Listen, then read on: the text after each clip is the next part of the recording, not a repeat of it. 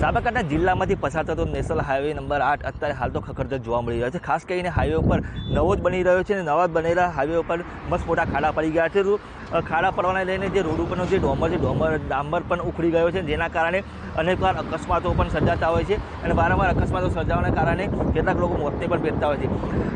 સ્થાનિકો દ્વારા અને વાહન ચાલકો દ્વારા અનેકવાર રજૂઆતો કરવામાં આવી છે, છતાં પણ તંત્રનું પેટનું પાણી પણ હલતું નથી। વાત કરવામાં આવી છે જે આ 3 બ્રિજ છે, 3 બ્રિજ હિંમતનગર, પ્રાંતિજ અને સહકારી, આ 3 બ્રિજ પણ હજુ સુધી બન્યા નથી। તેના કારણે અનેક રજૂઆતો કરવામાં છતાં કેટલાક લોકોએ આંદોલન પણ કર્યા હતા, પરંતુ હજુ સુધી બ્રિજ બન્યા નથી। તો આ ઉપરાંત જે સ્થાનિકોને જે સર્વિસ રોડ છે, સર્વિસ રોડ પણ યોગ્ય ગુણવત્તાવાળો મળ્યો નથી, તેના કારણે પણ લોકોમાં રોજ જોવા મળે છે। ખાસ કરીને લોકોને એક જ માંગ છે કે જલ્દીમાં જલ્દી આ નેશનલ હાઈવેનું કામ પૂર્ણ કરવામાં આવે અને લોકોને સારો રોડ મળે, તેવી તો લોકો હાલ તો માંગ કરી રહ્યા છે। નેશનલ હાઈવે નંબર 8 એટલે કે દિલ્હીથી મુંબઈ સુધીના નેશનલ હાઈવે 8 ઉપર છે ને સાબરકાંઠા જિલ્લાનો હિંમતનગર અને પ્રાંતિજ તાલુકો આવેલો છે।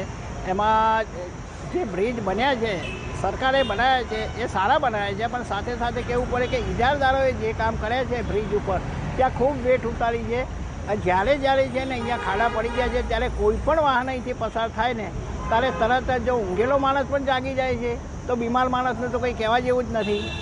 બીજી વાત કરીએ કે ભાઈ અત્યારે છેલ્લા ઘણા વર્ષોથી છે ને કે સહકારી જીન, મોતીપુરા સર્કલ બ્રિજ જે ખરો ને એનું કામ તો થતું જ નહીં। લોકો એમ કહે છે કે આ શું સરકાર પ્રજાની મસ્કરી કરી રહી છે કે પછી પ્રજાના પૈસા વેડફવા માટેનું એક આ માધ્યમ બનાવી દીધું છે, એ કંઈ સમજાતું નથી। હવે ચોમાસામાં વાત કરીએ કે નેશનલ હાઈવેથી પ્રાંતિજ ગામમાંનો જે પ્રવેશ દ્વાર છે, ત્યાં એટલો બધો અત્યારે રોડ જો અત્યારે ખરાબ છે, તો ચોમાસામાં શું સ્થિતિ થાય એ કલ્પના કરવી મુશ્કેલ છે। વાહન ચાલકો તો નહીં, પણ રાહદારીઓ અને સ્થાનિક રહીશો તો એટલા બધા તોબા પોકારી ગયા છે।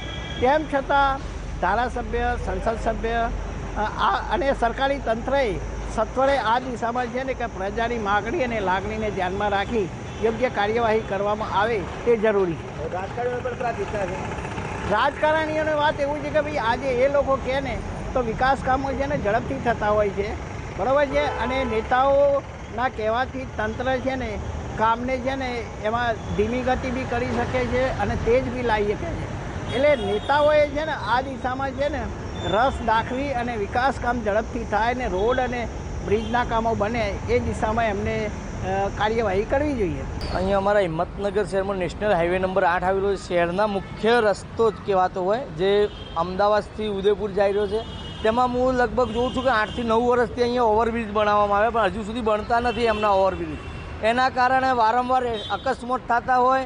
બીજું કે અહીંયા મેન હાઈવે એના કારણે ટ્રકો વધારે જતા હોય, ટ્રકો ઘણી બધી અકસ્માત રોજના હું માનતો રોજના 50 અકસ્માત અહીંયા થતા હોય અને ટ્રકવાળાને ગાડીઓવાળાને પૈસા ભોગવા પડતા હોય। ટ્રકવાળા બિચારા પૈસા લાવે ચોથી। અને હું સરકારને વિનંતી કરું સાહેબ કે તમારું કોમ ના હોય રસ્તા બનાવવાનું તો આપના દ્વારા ટોલ નાકું બંધ કરવામાં આવે। જો સુધી રસ્તો ના રહે તો સુધી ટોલ નાકું ના લેવામાં આવે।